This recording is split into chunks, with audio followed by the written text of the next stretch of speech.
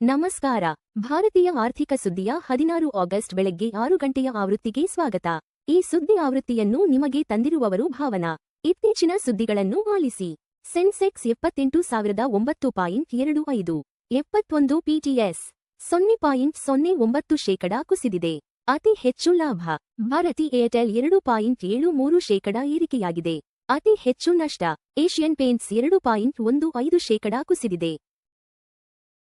Nifty 50 ಇಂದು 24,366 0.12% ಆಗಿದೆ. -0.12% ಕುಸಿದಿದೆ.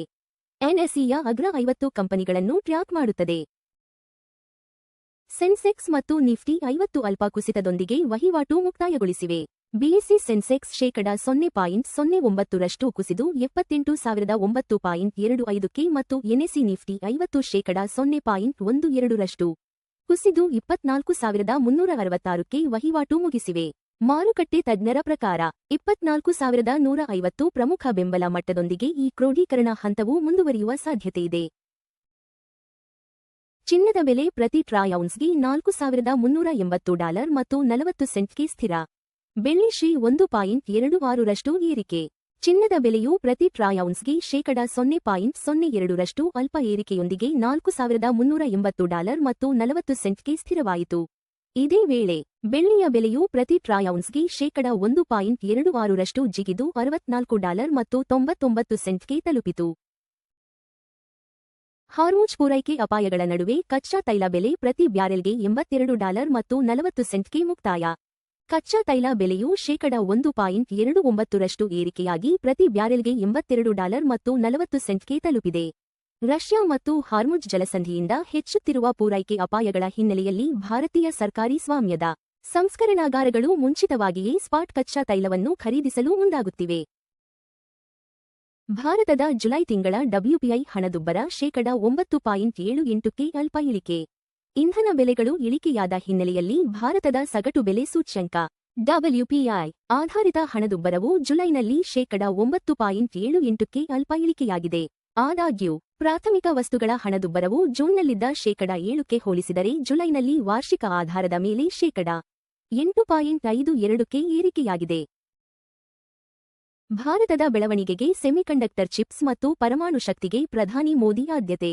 ಪ್ರಧಾನಮಂತ್ರಿ ನರೇಂದ್ರ ಮೋದಿ ಅವರು ತಮ್ಮ ಸ್ವಾತಂತ್ರ್ಯ ದಿನಾಚರಣೆಯ ಭಾಷಣದಲ್ಲಿ ಭಾರತದ ಅಭಿವೃದ್ಧಿಯ ಮಹತ್ವಾಕಾಂಕ್ಷೆಯ ಮಾರ್ಗಸೂಚಿಯನ್ನು ಪ್ರಸ್ತುತಪಡಿಸಿದರು.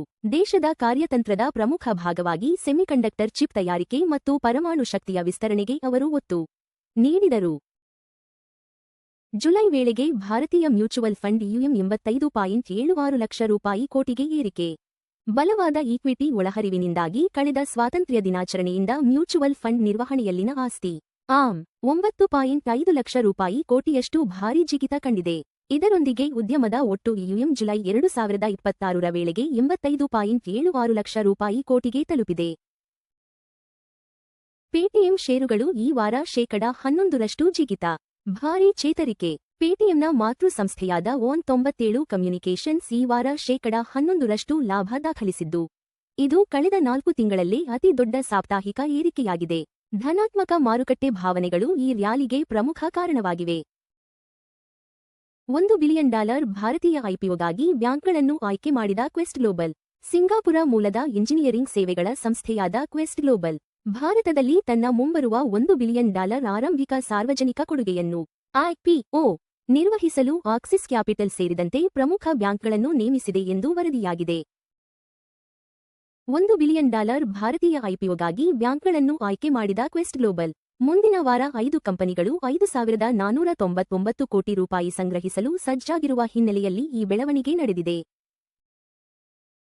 ಮಾರುಕಟ್ಟೆ ಮುಕ್ತಾಯದ ವೇಳೆಗೆ USD INR 95.43ಕ್ಕೆ ಸ್ಥಿರ. US ಡಾಲರ್ ವಿರುದ್ಧ ಭಾರತೀಯ ರೂಪಾಯಿ ಮೌಲ್ಯವು %ರಷ್ಟು ಬದಲಾವಣೆಯೊಂದಿಗೆ 95.43ಕ್ಕೆ ಸ್ಥಿರವಾಗಿ ಮುಕ್ತಾಯಗೊಂಡಿದೆ. ಕಳೆದ ವಾರದಲ್ಲಿ ಈ ಕರೆನ್ಸಿ ಜೋಡಿಯು 95.34 ರಿಂದ 95.43 ನಡುವೆ ಏರಿಳಿತ ಕಂಡು ಸ್ಥಿರತೆಯನ್ನು ಕಾಯ್ದುಕೊಂಡಿದೆ. ಪ್ರಾದೇಶಿಕ ಉದ್ವಿಗ್ನತೆಯ ನಡುವೆ ಹಾರ್ಮುಜ್ ಹಡಗು ಒಪ್ಪಂದಕ್ಕೆ ಇರಾನ್ ಮತ್ತು ಒಮಾನ್ ಸನಿಹ. ಪ್ರಾದೇಶಿಕ ಸಂಘರ್ಷಗಳು ಮುಂದುವರಿದಿರುವ ಹಿನ್ನೆಲೆಯಲ್ಲಿ ಇರಾನ್ ಮತ್ತು ಒಮಾನ್ ದೇಶಗಳು ಆಯಕಟ್ಟಿನ ಹಾರ್ಮುಜ್ ಜಲಸಂಧಿ ಹಡಗು ಮಾರ್ಗಗಳ ಒಪ್ಪಂದಕ್ಕೆ ಹತ್ತಿರವಾಗುತ್ತಿವೆ. ಹಾರ್ಮುಜ್ ಜಲಸಂಧಿಯು ವಿಶ್ವದ ತೈಲ ಪೂರೈಕೆಯ ಸುಮಾರು 1/5 ಭಾಗದಷ್ಟು ಸಾಗಣೆಯಾಗುವ ಪ್ರಮುಖ ಜಲಮಾರ್ಗವಾಗಿದೆ. ಎಫ್ಡಿ ಬಡ್ಡಿದರಗಳು ₹3 ಕೋಟಿಗಿಂತ ಕಡಿಮೆ. Kotak Mahindra bank 7.30%, bank of Baroda 7.15%, Punjab national bank 7.10%, HDFC bank 6.60%. ಚಿನ್ನ $4,380 ಮತ್ತು 40 ಸೆಂಟ್ $0.02 ಪ್ರತಿ ಟ್ರೈ-ಔನ್ಸ್ಗೆ.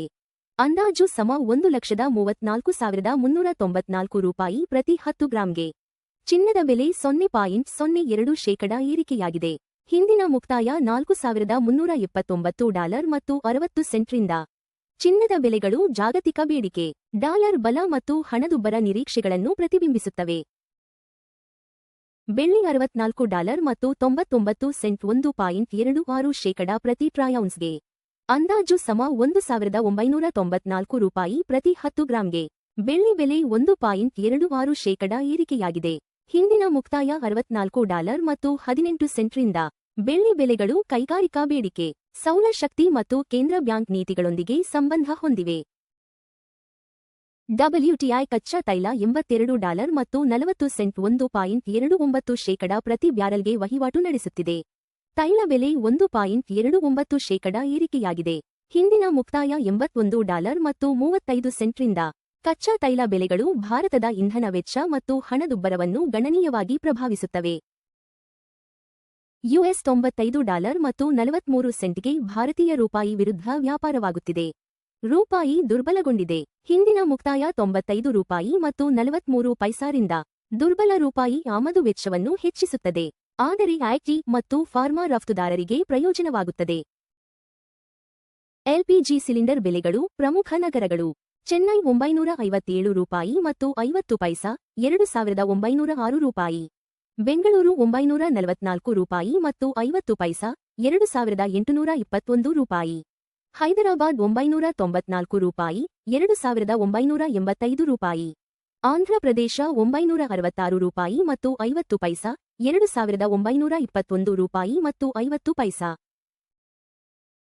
ಭಾರತೀಯ ಆರ್ಥಿಕ ಸುದ್ದಿ ನೋಡಿದ್ದಕ್ಕಾಗಿ ಧನ್ಯವಾದಗಳು. ಪ್ರತಿದಿನ ಬೆಳಿಗ್ಗೆ ಮತ್ತು ಸಂಜೆ 6 ಗಂಟೆಗೆ ನಮ್ಮ ಸುದ್ದಿಯನ್ನು ನೋಡುತ್ತಿರಿ. ಲೈಕ್, ಶೇರ್ ಮತ್ತು ಸಬ್ಸ್ಕ್ರೈಬ್ ಮಾಡಿ.